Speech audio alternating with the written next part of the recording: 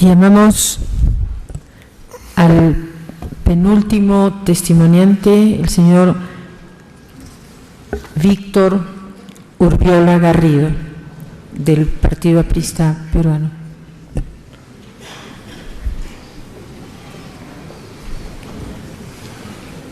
Nos ponemos de pie, por favor.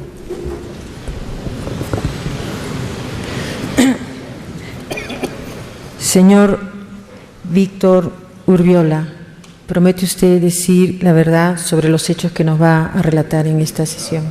Sí, prometo. Gracias.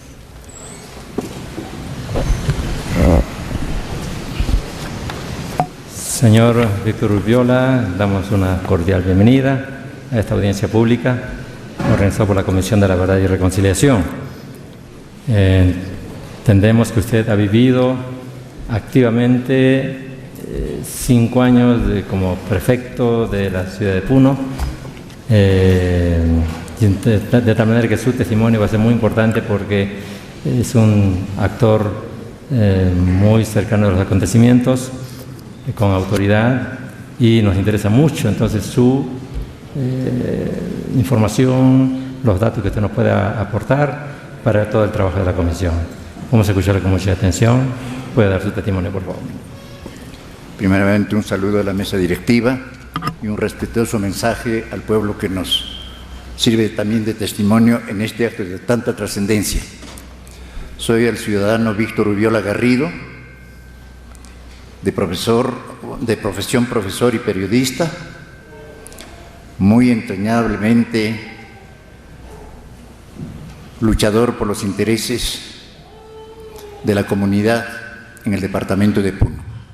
Agradezco la invitación que se me ha hecho desde el punto de vista de la militancia en un partido que en un momento fue gobierno y que confrontó difícil situación cuando la subversión hizo llorar al pueblo peruano.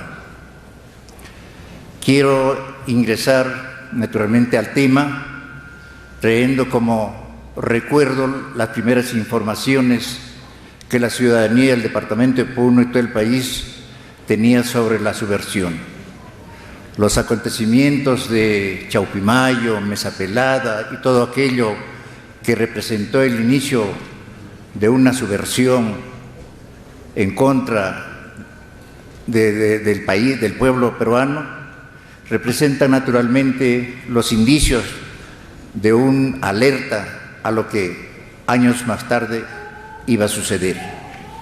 Ingreso a la etapa de 1980 al 85, en que en esos momentos ya la subversión comenzó a hacer sangrar la herida de gente que tenía alguna expectativa en el futuro del país.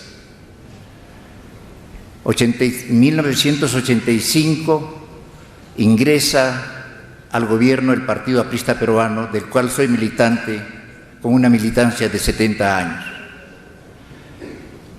Con una entrega total al servicio no solamente del partido, sino del país, porque se confiaba la conducción política de un departamento muy importante como es Puno. No tuve inconveniente de hacer una entrega sin límites. Tenía que hacer naturalmente una responsabilidad a tono con los sentimientos de un ciudadano que, pesando años en su vida, asumiera verdaderamente una responsabilidad que al final satisfaría a la comunidad entera en el Perú. Al hacerme cargo de la delicada misión de conducir los destinos políticos del departamento de Puno, en agosto de 1985 me sentí posiblemente empequeñecido por la coyuntura que empezaba a sufrir el departamento de Puno con los acontecimientos que más tarde servirían para disminuir posiblemente la capacidad defensiva con la cual debería actuar la autoridad. Primeramente, los efectos de una sequía que castigó duramente en 1986 al departamento de Puno con las inundaciones, cuyos efectos lastimaron enormemente a todos los habitantes del anillo circunlacustre del lago Titicaca. Luego, todos los efectos negativos que trajo una reforma agraria mal diseñada y mal ejecutada, que provocó naturalmente una desigualdad de la distribución de las tierras, olvidando a los que más deberían tener derecho. Luego, los efectos de una agresión tremendamente lastimosa, como eran el contrabando. Pareciera que todas las cosas querían juntar en contra del departamento de Puno, porque la escasez de alimentos que sufría Bolivia obligó a que se organizara el contrabando y desabasteciera Arequipa, Cusco y Puno. Y en esta medida la autoridad tenía que accionar en defensa del estómago del pueblo. Luego, la presencia ya decidida y programada de Sendero Luminoso, que empezó a actuar en el departamento de Puno. Su ingreso por las alturas de la provincia de Macusán y Sandia, que eran rezagos organizados de todos los acontecimientos habidos en Ayacucho, fueron los límites por los cuales ingresó la subversión al departamento de Puno. Había que tomar precauciones y los anuncios premonitorios que se sintió el año 1982-83 fueron los que pronunció el líder del Partido Aprista peruano, el doctor Alan García Pérez, al hacer un recorrido por el departamento de Puno en una campaña política. Advirtió, no dijo que iba a ser un segundo Ayacucho, sino un nuevo Ayacucho. Posiblemente estas palabras premonitorias no representaban, digamos, un anuncio de peligrosidad para un futuro inmediato. Transcurridos los años del 80 al 85 y comenzando ya el gobierno de un partido que estaba decidido a servir a toda la peruanidad, naturalmente empezaron los acontecimientos, la agresiva incursión de Sendero Luminoso, que más tarde, apoyado por MRTA, lastimaron enormemente a la ciudadanía del departamento de Puno. ¿Qué había que hacer en momentos tan peligrosos, tan decisivos? Había que tomar acciones, pero no acciones de represión que representaban también invitar a una mayor violencia, porque cuando uno ataca la violencia con violencia, se crea mayor violencia, y esto representa actualmente un desorden, un caos, una behetría. Eso es lo que había que evitar. Los sucesos que la Comisión de la Verdad ha recorrido a lo largo de este camino, que el día de hoy termina con los testimonios que estamos entregando, naturalmente representan ya una gran responsabilidad. Los sucesos representaron lágrimas, dolor, miseria y decepción también. Decepción, ¿por qué? Porque no había una actuación decidida para contener el ímpetu de Sendero Luminoso. ¿Y por qué no había? Eran momentos en que no habían recursos. Las Fuerzas Armadas, con comandos dispersos, ministro del Ejército, ministro de la Marina, ministro de la Aviación, no había un solo comando. Entonces, naturalmente, la policía igual, con comando de la Guardia Civil, comando de la Guardia Republicana, comando de la Policía de Investigaciones, no unificaban criterios de acción. Cada cual quería hacer lo suyo, lo cual no era aconsejable. Entonces, hubo necesidad de crear la unificación de la Policía Nacional y se creó. Hubo necesidad de formar en un solo comando las acciones del Ejército, la Marina y la Aviación, y se formó la Defensa Nacional. Con un solo comando ya se podía actuar con mayor propiedad y entonces ya había mayor confianza. Pero aquí en Puno, ¿qué es lo que hacíamos mientras los días transcurrían, los acontecimientos seguían lastimando el honor de una fuerza colla que se había distinguido en la historia por defender sus principios y sus acciones. Entonces había que pensar mucho, y luego de muchos insomnios había que tomar una decisión.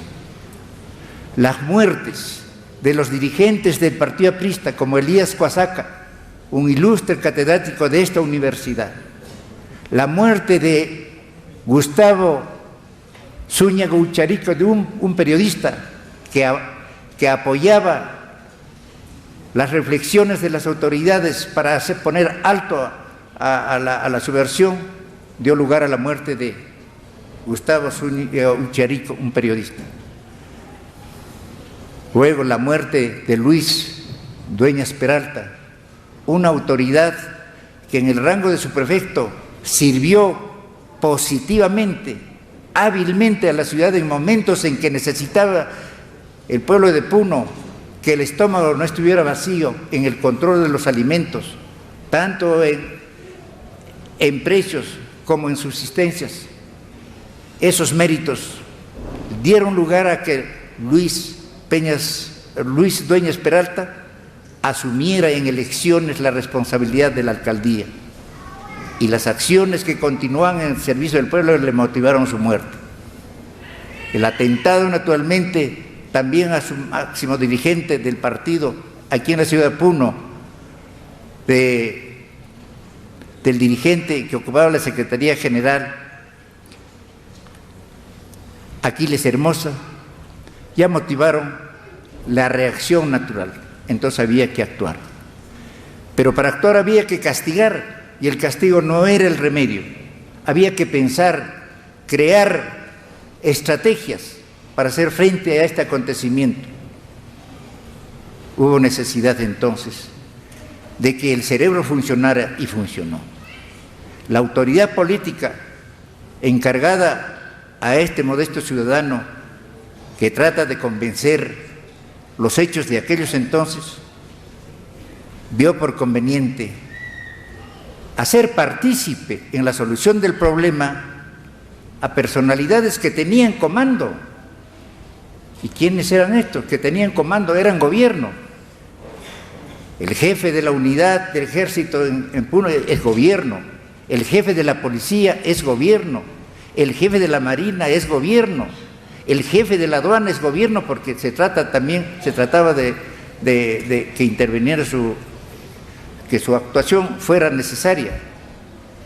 La presencia del decano del Ministerio Público era necesario desde el punto de vista legal como un consejero. Y lo más importante, señores, la participación del Poder Judicial con la presencia de la cabeza de la Corte Superior de Justicia. Y lo más aplaudible, lo más acertado fue hacer participar a la Iglesia, y conformando un equipo de consejo a la autoridad política, se concretó en hechos para que por consenso se tomaran decisiones, pero no decisiones de solucionar el problema con rigor, no con rigor, con valentía sí, con decisiones sí. Y entonces el consenso para las acciones resultó muy bien. Conseguimos de que estas medidas tuvieran el efecto multiplicador para que las acciones de las autoridades estuvieran amparadas por un cuerpo que tomaba decisiones a fin de que no siguiéramos padeciendo todo el mal que nos había ocasionado el terrorismo. Las acciones naturalmente continuaban, el terrorismo continuaba. Hubieron bajas muy dolorosas, como lo sucedido en el camino a Calapuja, cuando el comando del comandante González, que era jefe de una estrategia especial que iba a participar, murió juntamente con su comando, merced a una táctica de terrorismo, que dividiendo la carrera en dos terrenos, minaron un lado y dejaron hábil el otro lado. Lo que dejaron hábil estaba minado y en esa forma volaron. La muerte del coronel Cartagena en la zona de Ñuñoa también fue una pérdida muy fuerte. El ataque inicial en Crucero, donde murieron tantos guardias, los gobernadores y los jueces, ya no se podía soportar. Entonces tuvimos que, con medidas persuasivas, atender la emergencia con la presencia del ejército, de un destacamento del ejército en Ayaviri, otro destacamento de ejército en Azángaro y otro destacamento de ejército en el centro minero de Sitsur, el centro productor de San Rafael, donde también ajusticiaron a 4 profesionales. Fue un hecho muy doloroso aquello. Entonces, la presencia del ejército debía ser con medidas disuasivas, pero en un momento dado tenían que actuar porque era necesario también mantener la valentía, con valentía y con decisión, el ataque continuó a descender. No obstante de eso, bueno, en un movimiento de abanico, esos destacamentos se movilizaban para resguardar, a fin de que no avancen hacia el lado sur y que no comprometieran a las provincias de Lampa, Putina, Huancané, Juliaca, menos a Puno. Felizmente, el lado sur no sufrió ningún acontecimiento, porque en el lado sur no había problema de tierras, no hubo el problema de la reforma agraria con una mala reestructuración de las tierras. Por eso es que la provincia de Chucuito, Yunguyo y Collao no tuvieron la pesadilla de soportar la agresión de Sendero. No obstante de los movimientos del ejército, empezaron nuevamente a hacer estrategias de ataque y comandados por un joven líder, intentaron dominar la acción disuasiva del ejército, que estaba respaldada como actor principal la policía. Y en un encuentro donde la policía actuó con mejor estrategia, hubo la caída del más sanguinario de los líderes de Sendero Luminoso, que fue el joven de 23 años, Juan Daniel Olivares del Carpio, conocido comúnmente con el apelativo El Gringo, apelativo que le sirvió como una condecoración de valentía, de atrevimiento y de respetuosidad a la vida, y hacer de las personas juguetes para darles fin a la vida. Entonces, en ese momento, cuando cae abatido Juan Daniel Olivares del Carpio, de distinguidísimas familias de Arequipa, es cuando Sendero empieza a bajar la guardia. Había que aplicar posiblemente el mismo remedio con el cual querían ellos curar las ambiciones de la subversión, que trataban naturalmente de llegar al gobierno, porque tenían un líder a quien obedecer. Había un líder que actuaba con una gran escala de jerarquía, y en la jerarquía estaba comprendido este sanguinario señor Juan Daniel Olivares del Carpio. Desaparecido, se tuvo que más bien tener mayores cuidados a fin de que ese comando no fuera recuperado, aunque el hermano menor tomó el mando de esas fuerzas de la subversión, pero ya sin la misma valentía, sin el mismo accionar y con el temor de que corriera la misma suerte de su hermano. En ese momento es cuando los pueblos de Ayaviri, Azángaro, empezaron ya a tener confianza de que la subversión en pocos días habría terminado. Posiblemente la acción de la autoridad que en forma corporativa, como les he narrado, habría tenido efecto, porque se analizaban las cosas, se tenía buena información de las partes que habían sufrido los atentados, y entonces se evaluaba, y entonces había que programar acciones para poder solucionar los problemas. De una parte, formar estrategias de ir con un enfrentamiento disuasivo, y de otra parte, el consejo paternal, digamos, de la parte legal, el Ministerio Público y la cabeza del Poder Judicial y el señor obispo, don Jesús Mateo Calderón, que participó naturalmente de las decisiones, y es por ello que el manejo que se tuvo fue el elemento más indispensable para que las cosas fueran calmando.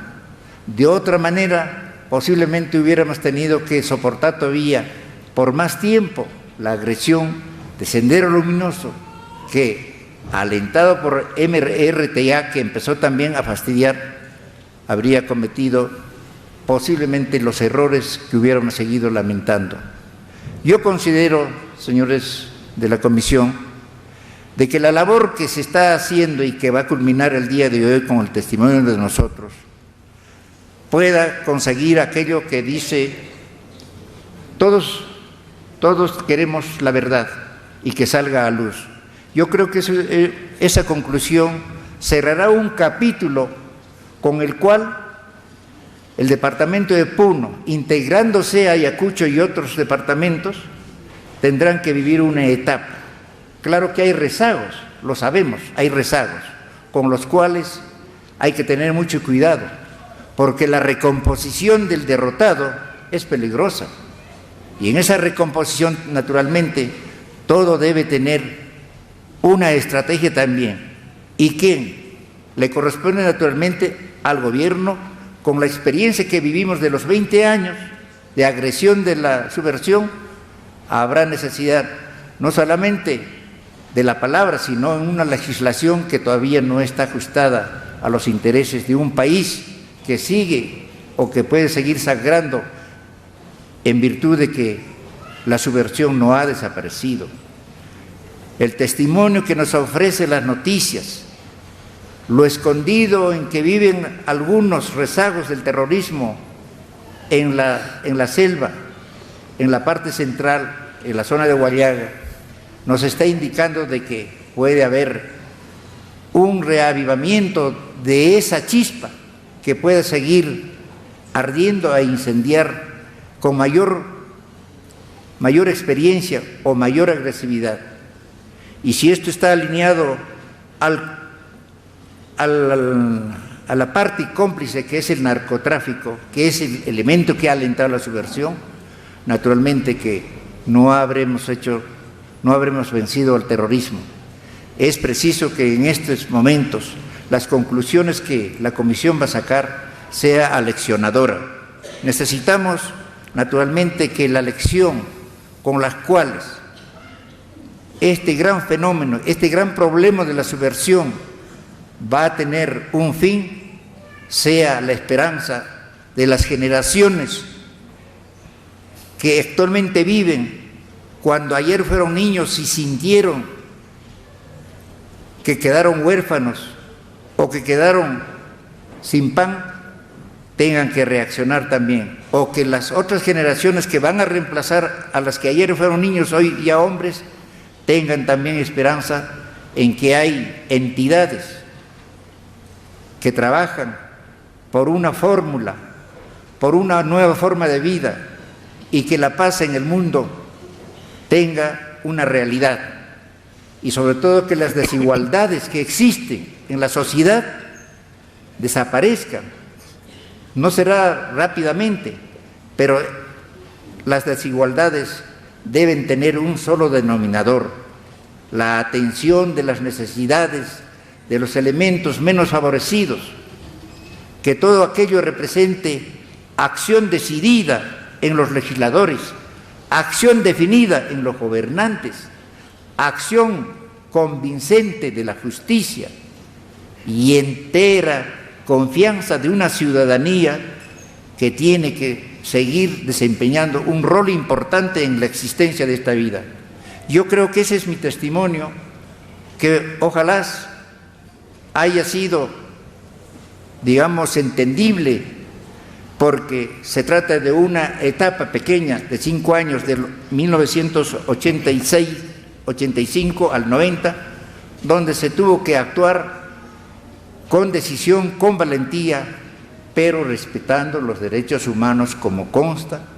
A todas las personas que intervinieron aquí en el departamento de Puno, en la autoridad colegiada de las que les he dicho, ellos han encontrado esa comprensión. El solo hecho de que el señor obispo haya intervenido como un consejero, como un propiciador de la reflexión, con la entereza también del que conoce la ley, estoy haciéndoles entender de que no fuimos exclusivamente los mandones que ordenaran una represión a base de fuego. El fuego se utilizó cuando hubo fuego también, señores de la comisión, porque no podíamos entregar, digamos, la vida de la ciudadanía muy cómoda y baratamente. Tuvimos que asumir una responsabilidad propia del ciudadano, propia del dirigente político y propia de la responsabilidad de una autoridad que estaba comprendido dentro de una mayor responsabilidad de la ciudadanía. Eso es todo, señores de la comisión. Bien, muchas gracias por su testimonio, señor Víctor, y evidentemente cada testimonio va sumándose al anterior, va complementando puntos de vista, y yo admiro la lucidez con la cual usted ha dado su testimonio, entendiendo que usted nació casi en los comienzos del siglo XX. Allá Víctor nació en el año 1905, así que saquen su cuenta, ¿no? Y la lucidez con la cual ha dado el testimonio es admirable realmente, y apreciamos mucho todo lo que nos ha contado.